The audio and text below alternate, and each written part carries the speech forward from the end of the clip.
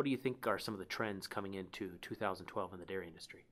Well, Walter, I see first in the state of Ohio, we've had this animal welfare board that had been put in place to address the large political issue we have in the state, and that's going to come in. And a lot of other states around in the Midwest are really looking at how that is evolving, and it brings some uncertainty about the specific regulation that will be coming. On a national basis right now, we're in a complete flux of uncertainty. Just don't know. The milk supply is a potential downfall there. We have produced a fair amount of additional milk in the last few months. There's some evidence that maybe there's a little bit too much in the warehouse. Just don't know. It's very uncertain. So there's a possibility that milk price might fall. There's a possibility it might be sustained. There's a possibility that it might go up.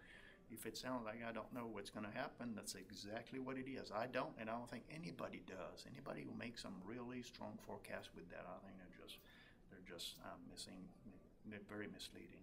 It's the same thing on the feed. The feed, though, what it means is we're going to be repeating this every year for the time that, as long as we're going to have some of the same policy, the same world growth and population, we're going to have uncertainty in the springtime. What's the weather in the Midwest? What's the weather in the big grain, oilseed producing area of the U.S., in the world also?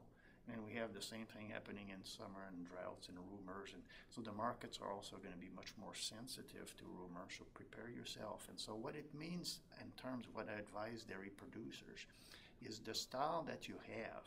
You can still plan long term, but you need to have a strategic plan where you need to be able to go and capture really quickly the good times. So when something is really good, you have to be able to respond quickly on that.